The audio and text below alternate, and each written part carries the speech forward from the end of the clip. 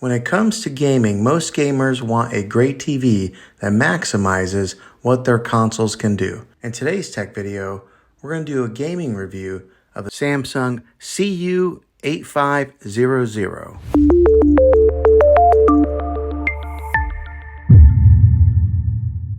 Now, the couple of game systems, the consoles that I own here in my house is my son owns a Nintendo Switch, and then I own a PlayStation 4. So that's what we hooked up to this thing here.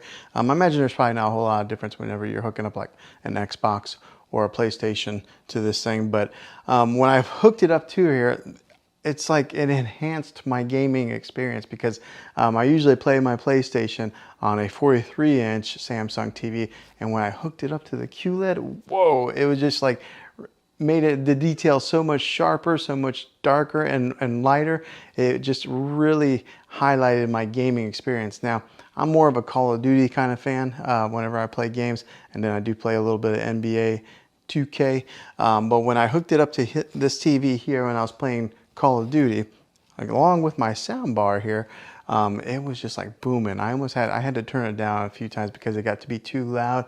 But I would turn out it was like an evening whenever I was playing the Call of Duty, and then the whites on here were very vibrant and white, and then the darks were very dark. So it was just an awesome experience of playing this, or playing games on this TV here. So if you're wondering if the gaming experience on this TV is worth it, it surely is. I mean, you can tell a huge difference between playing on a QLED TV than playing on maybe like a 4K or just a regular, smart TV like that.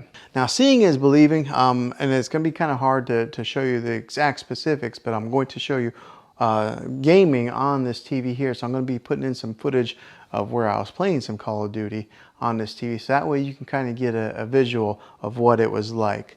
Let's go ahead and put in that footage now.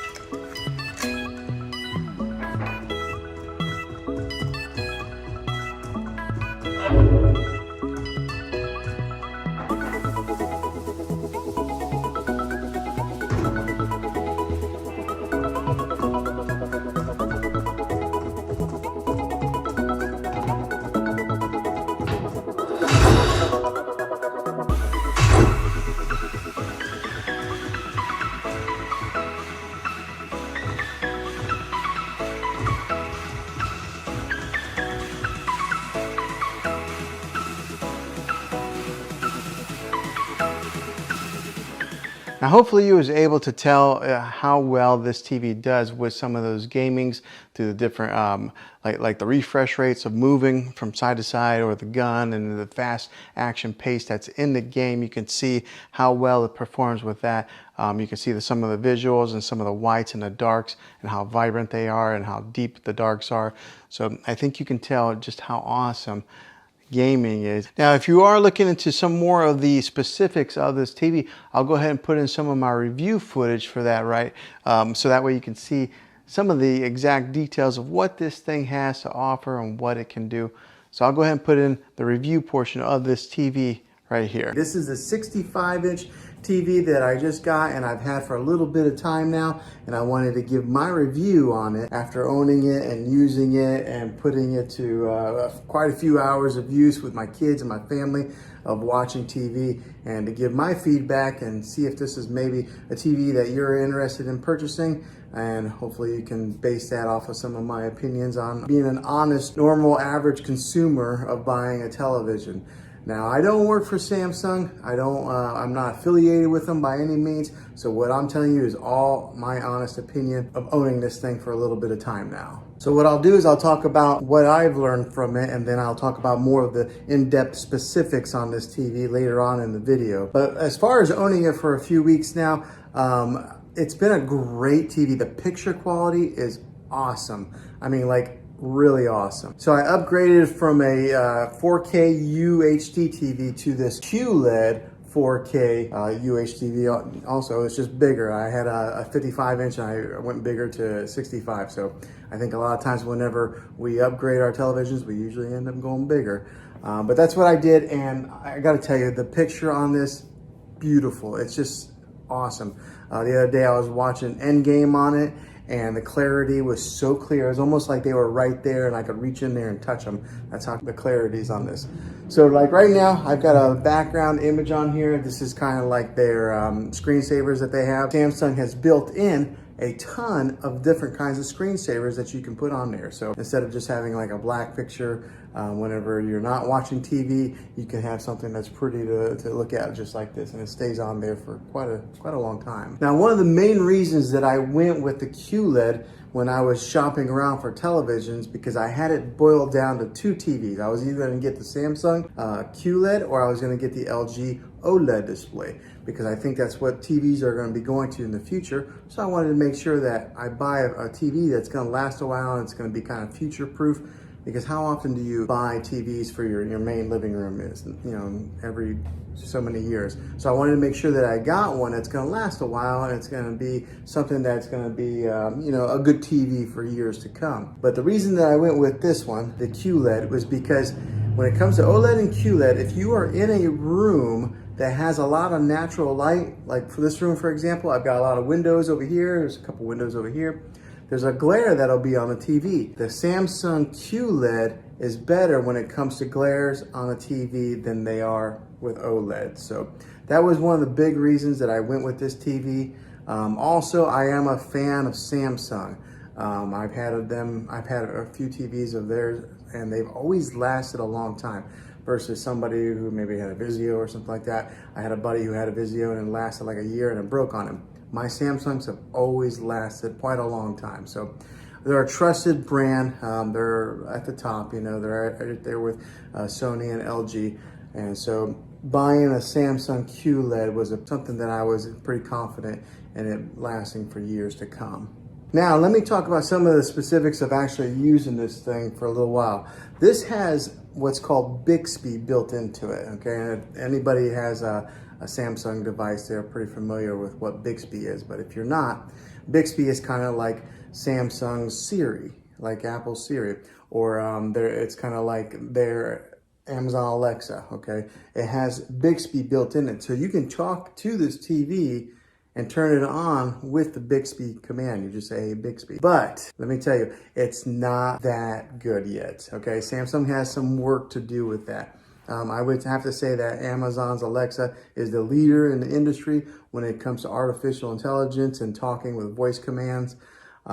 Siri works pretty good on my phone. Maybe not as good as Alexa, but these guys are last in line. I don't know, for some reason it doesn't understand my voice very well. I sometimes got to yell it. It does have that capability to have that voice command in your TV. So talk about living in the future. We're like in the Jetsons age, or Back to the Future too, if you're a fan of those movies like I am. Now, the other thing that I experienced that was kind of a con is that there was a time that I turned off the TV completely, and I was in the kitchen area and I was kind of cleaning, and then all of a sudden the TV just came back on. How creepy is that? But I'm sure it was because of that Bixby built in there that it turned it on. So it's almost like having Poltergeist TV inside your house. So that was kind of weird. It's only done that twice to me. In the middle of the night, the TV came on one time. So in the good length of time that we've owned this TV, that's happened. So that's the con on it. But the pros outweigh the cons on this TV. It is such a great TV. The clarity, the picture on it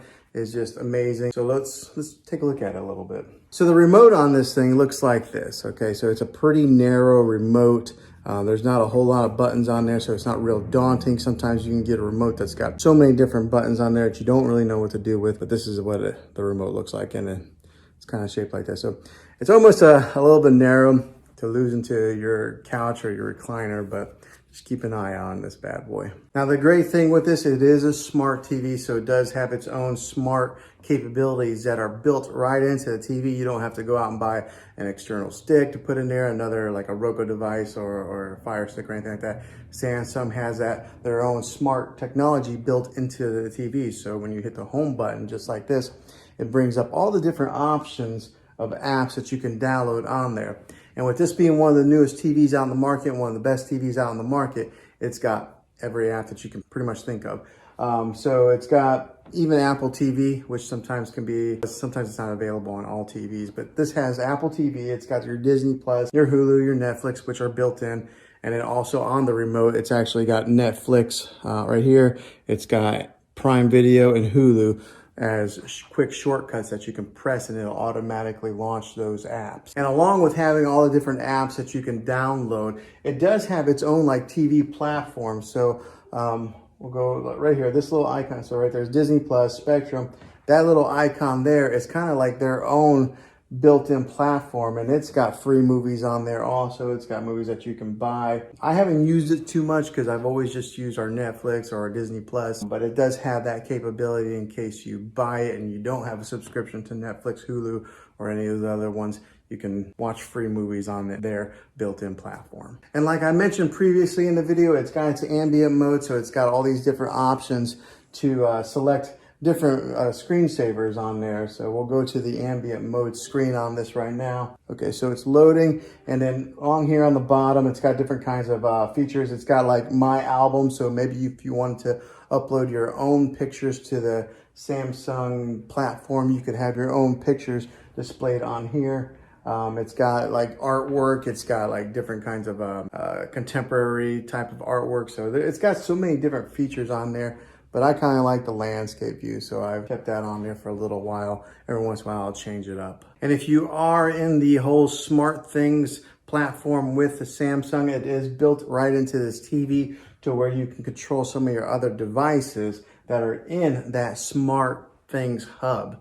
So that's kind of a neat little feature that you're able to access it right here on your remote through there. So another way is you could always just dive into your phone, download the Smart Things app, and do it that way also. So it gives you so many different ways of being able to access your content, and they do it very easily. All right, so for example, right here, this is Endgame. I wish you guys could really see the clarity of this screen here. It's kind of hard to tell from recording on it like this, but it's got excellent quality, and the sound is pretty good for just being the built-in speakers on a TV. I know a lot of people will get sound bars to put at the bottom of their TV or mount them. It has pretty good sound for just being the standalone speakers that are built in. Another great feature with this TV is the bezel that goes all the way around the TV right here. It's really thin, so most of what you see is just screen. There's not a whole lot of plastic that you see along the edges. Now this is a 65-inch TV. That's what it's advertised at, but I want to put a tape measure on it so that way you guys can see